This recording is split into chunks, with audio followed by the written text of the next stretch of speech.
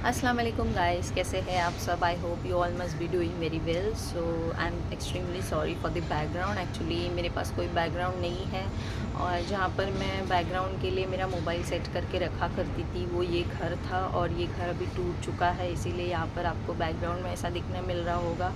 और घर में भी मैं वीडियो नहीं बना सकती क्योंकि घर में बहुत सारे लोग हैं, बहुत आवाज़ हो रही है, तो मैंने सोचा घर के बाहर आके ही वीडियो को मैं शूट करूँ ताकि कुछ ना कुछ आपके साथ अपलोड करने के लिए मेरे पास रहे, क्योंकि काफ़ी दिन से मैंने कोई वीडियो अपलोड भी नहीं किया है। और जैसे कि मैंने अपने वीडियोस में कहा था, व्लॉगिंग वाले वीडियोस में, कि मैं डेली व्लॉग अपलोड करने की कोशिश करूँगी, बट ऐसा नहीं हो पा रहा है क्योंकि मेरी बेटी अभी छोटी है और घर में काम भी बहुत रहता है, तो फिर नहीं हो पा रहा है। तो मैंने सोचा क्यों ना उसके बदले मैं डेली नहीं तो हफ्ते में 1-2 बार ऐसा कुछ ना कुछ अपने बारे में शेयर करूँ, कुछ ना कुछ वीडियोस अपलोड करूँ ताकि मेरा चैनल भी चलता रहे, ग्रो करे और मेरे वीडियोस, मेरे कंटेंट्स आप तक पहुंच सके, ताकि आपको भी कुछ देखने मिले मेरी लाइफ के बारे में। सो थंबनेल देखकर तो आप समझ ही गए होंगे कि वीडियो किस बारे में है। जी हाँ, मेरा वीडियो है आज का माय फर्स्ट एड शूट।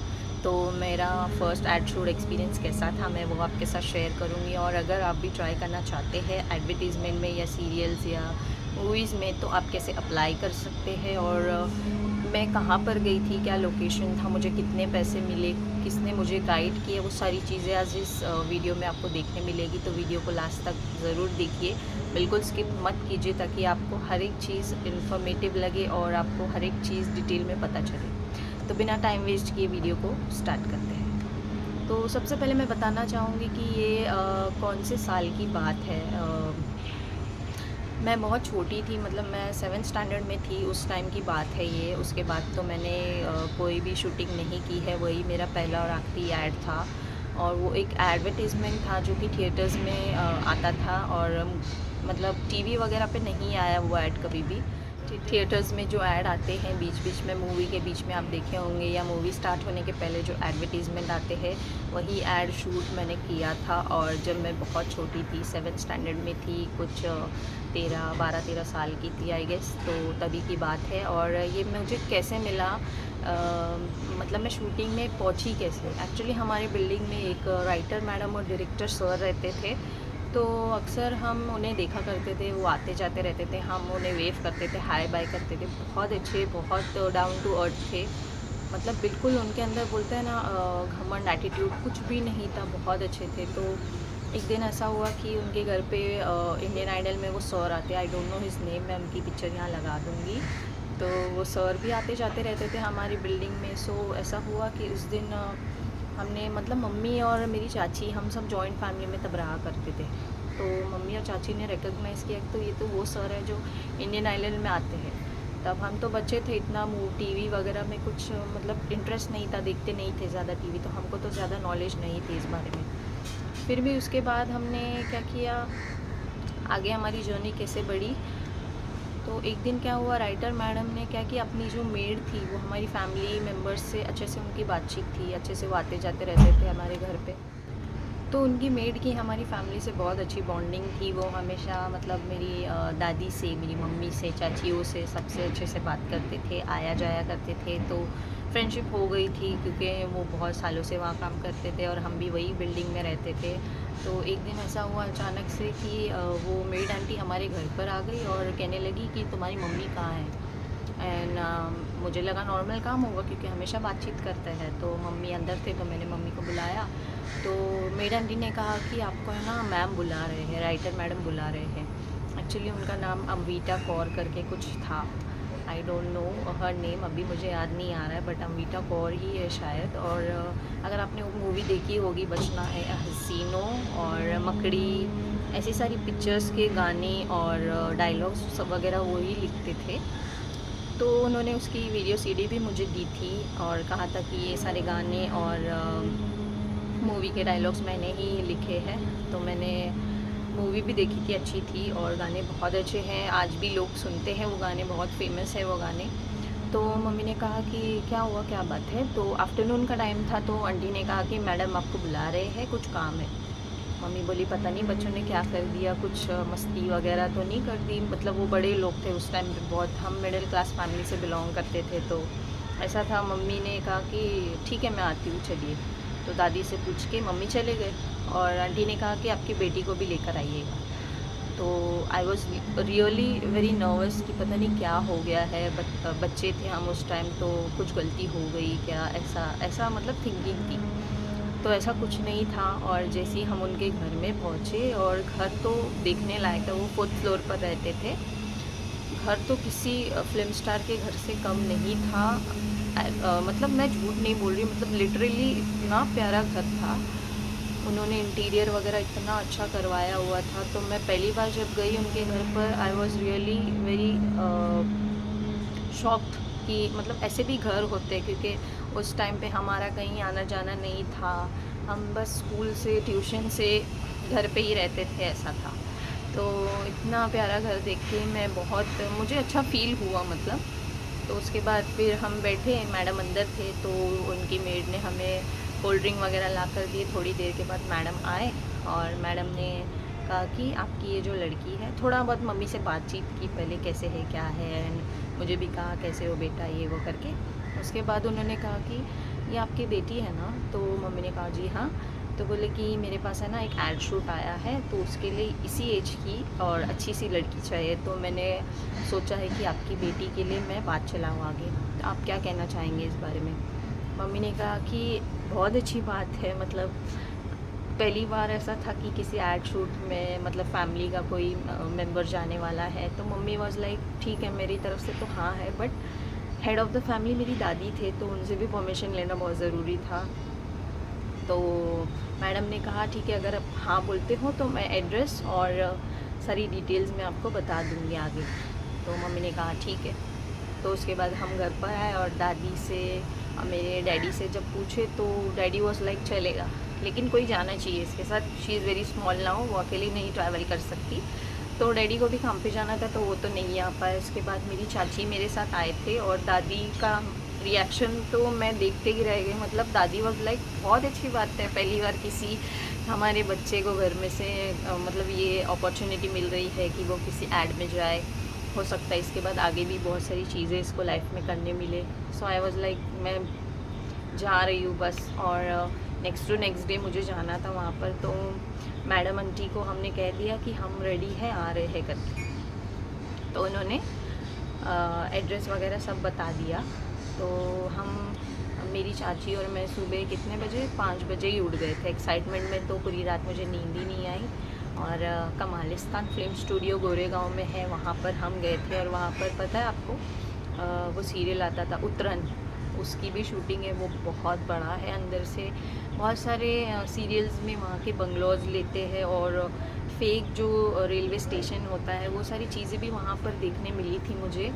और उस टाइम तो फ़ोन नहीं था, तो मैंने कोई पिक्चर्स क्लिक नहीं की ताकि मैं आपके साथ शेयर कर सकूं। बट मेरे पास मेरी शूटिंग की फ़ोटो है, ताकि ये वीडियो आपको फेक ना लगे। तो शूटिंग की फ़ोटो भी मैं यहाँ पर प्लेस कर दूँगी, ताकि आप भी देख सकते हो मैं उस टाइम कितनी छोटी थी। और मुझे वहाँ पर अपना स्कूल यूनिफॉर्म कैरी करके लेकर जाना था, और शूज़, ब्लैक कलर के शूज़ में।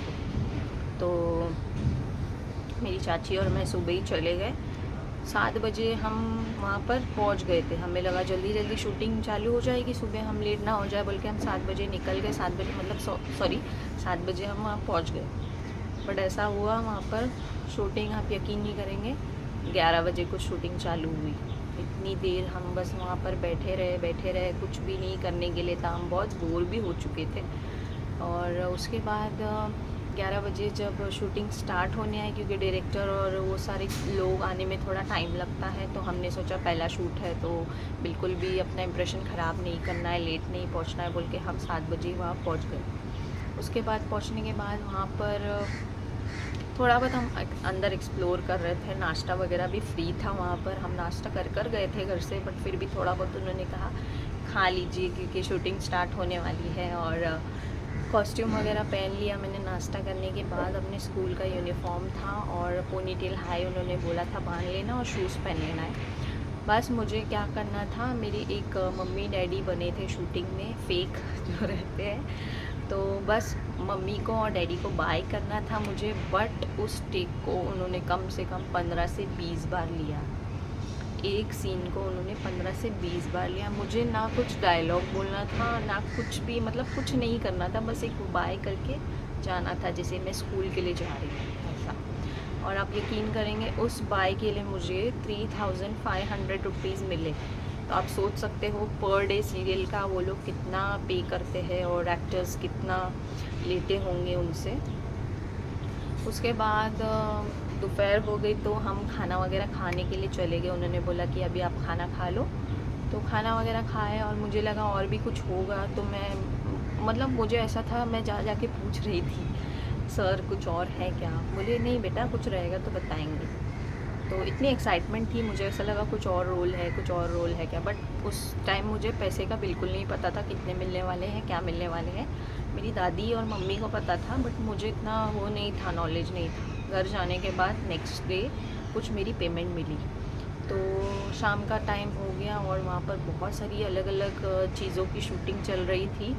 एक मंदिर है वहाँ पर, वो मंदिर को बहुत सारी सीरियल्स में मैंने देखा है, और यहाँ तक कि तारक मेहता का उल्टा चश्मा तो सबने ही देखा होगा, उसमें भी वो मंदिर है। कभी आप मंदिर वाला कोई सीन देखोगे तो समझ जाना वही मंदिर है। और वो मंदिर की शूटिंग हमेशा जो भी मंदिर का शूट लेते वो वहीं से लेते हैं। और वहाँ पर एक बंगलो था वाइट कलर का, वो बंगलो भी बहुत सारी सीरियल्स में लिया गया है उसमें शूटिंग। तो इतना अच्छा लग रहा था वहाँ पर। तो शाम होने आ रही थी, 5 बजे कुछ पैकअप हो गया और हम बहुत थक गए थे। तो उसके बाद मैं घर आ गई और घर पे आके मैं दिन भर सबको यही बता रही थी, मतलब रात होने तक मैं सबको यही बता रही थी मेरा एक्सपीरियंस कैसा था और वहाँ पर क्या क्या हुआ। सो ऐसे ही करके नेक्स्ट डे जब हुआ तो राइटर मैडम ने क्या किया, अपनी मेड को कहा कि एनवेलप उनके घर पर देकर आ जाओ। और जब वो एनवेलप लेकर आई तो मेरी दादी के हाथ में था वो एनवेलप। दादी ने बोला कि खोलो इसे। मम्मी ने खोला तो उसमें पैसे थे कैश, और उसमें 3500 रुपीज़ था। तो उसके बाद उन्होंने मुझे कहा कि ये आपका पहला एड शूट है, और उन्होंने मुझे सीडी भी दी थी जैसा मैंने पहले बताया। तो उन्होंने कहा कि मैं गाने लिखती हूँ और फिल्म्स के डायलॉग्स लिखती हूँ। मुझे बहुत अच्छा लगा उनसे मिलके। उसके बाद तो उन्होंने मुझे एक और ऑडिशन के लिए भी भेजा था, बट उस टाइम ऐसा था ऑडिशन में तो मैं पास हो गई थी, बट वो ऑडिशन के लिए जो लड़की चाहिए था वो थोड़ी बड़ी चाहिए था, मतलब वो बहू का रोल कुछ प्ले करना था उसमें, and I was little small for that. So उन्होंने मुझे नहीं लिया, बट कोई नहीं। अगर आपको भी कभी शूटिंग वगैरह में जाना है तो आपको मैं एक बात बता दूंगी कि आपको कोई भी पैसे पे नहीं करने हैं। कोई भी अगर आपसे पैसे लेता है शूटिंग के नाम पर तो ये बिल्कुल फेक है। शूटिंग के लिए कोई पैसे पे नहीं करने हैं, भले से वो कितना भी बड़ा सीरियल हो, मूवी हो, कुछ भी हो। अगर आपकी ऑडिशन उनको पसंद आ गई तो वो आपको ज़रूर सिलेक्ट करेंगे। बहुत से लोग ऐसे रहते हैं जो एग्रीमेंट साइन करवाते हैं, आपको 25,000 पे करना है, 50,000 पे करना है, XYZ। But be aware of this, सब कुछ नहीं करना, आपको कोई 1 रुपया पे नहीं करना है। क्योंकि जब आप खुद जा रहे हो तो आप क्यों पे करोगे, उल्टा वो आपको देंगे, ठीक है। क्योंकि वो आपसे काम करवा रहे हैं, आपसे एक्टिंग करवा रहे हैं, तो वो आपको देंगे। Everything depends upon your audition. Audition अच्छा रहेगा तो आपका सिलेक्शन होगा। और उसके बाद 2-3 ऑडिशन और मैंने दिए थे अंधेरी वगैरह में जाकर, बट वो उन्होंने टू बी ऑनेस्ट उन्होंने कहा कि थोड़ा सा ओपन सीन रहेगा, so I was not ready for that, तो मैंने मना कर दिया। और उसके बाद मैंने फिर ट्राई नहीं किया क्योंकि मेरा 10th का बोर्ड आ गया था, और मैंने बस अभी अपने आगे के करियर के लिए सोचा था कि शूटिंग वगैरह में नहीं जाना है। उसके बाद धीरे धीरे मैं बस दूसरी कंपनीज़ में जॉब करती गई। और अगर आपको देखना है वीडियो में कि मैं कहाँ पर जॉब करती थी, मेरी कितनी सैलरी थी, जी हाँ मेरी कितनी सैलरी थी, वो भी सारी चीज़ें मैं आपके साथ शेयर करूँगी। और नेक्स्ट वीडियो में अगर आपको देखना है तो मुझे कमेंट कीजिएगा। और जैसा कि मैंने कहा कि अगर आपको अप्लाई करना है तो आप गूगल पे भी सर्च कर सकते हैं, फिल्म सिटी और या फिर ऑडिशन इन मुंबई ऐसा करके कुछ भी, या फिर एक लिंक पे आपको क्लिक करना है।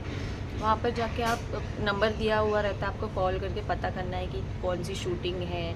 बच्चों के लिए भी शूट्स होते हैं, डायपर के लिए या कोई एडवर्टीज़मेंट के लिए, वहाँ पर भी आप ट्राई कर सकते हैं। अगर आपके घर पे कोई बच्चे हैं तो वहाँ पर बच्चों का ऑडिशन दिलवा सकते हैं, आप भी खुद जा सकते हैं।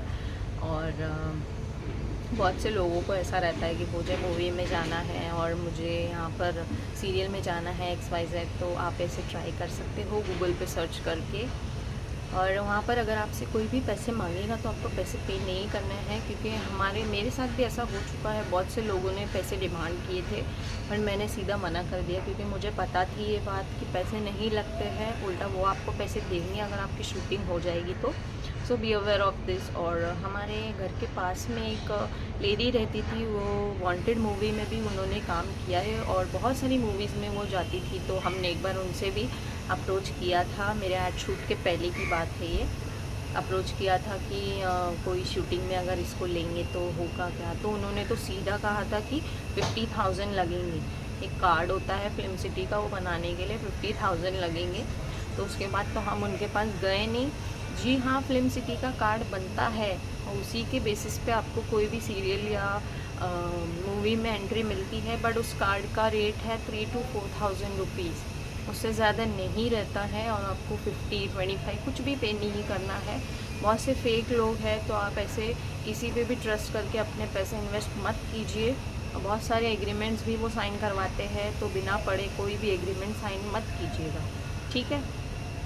तो इसी के साथ मैं वीडियो को एंड करती हूँ। और मैंने सोच रखा है कि मेरा what is in my bag video आपके साथ शेयर करूँ, और मेरा मैंने कहाँ कहाँ जॉब किया है वो सारे एक्सपीरियंस भी मैं आपके साथ शेयर कर सकूँ। और मेरा लॉकडाउन में मेरी शादी हुई थी तो उस बारे में, और मेरा डिलीवरी जो मेरी हुई मेरी बेबी, उस बारे में मेरा बहुत टफ़ टाइम था वो, तो उस बारे में भी मैं आपके साथ कुछ एक्सपीरियंस शेयर कर सकूँ, ताकि आपको भी कुछ टिप्स और ट्रिक्स मिल सके। तो ये वीडियो कैसी लगी कमेंट में ज़रूर बताइए, और ऐसी अच्छी अच्छी वीडियोज़ को देखने के लिए मेरे चैनल को लाइक, शेयर और सब्सक्राइब कीजिए। अपने फैमिली फ्रेंड्स में शेयर कीजिए, और मिलते हैं नेक्स्ट वीडियो में। तब तक के लिए take care, love you all, bye.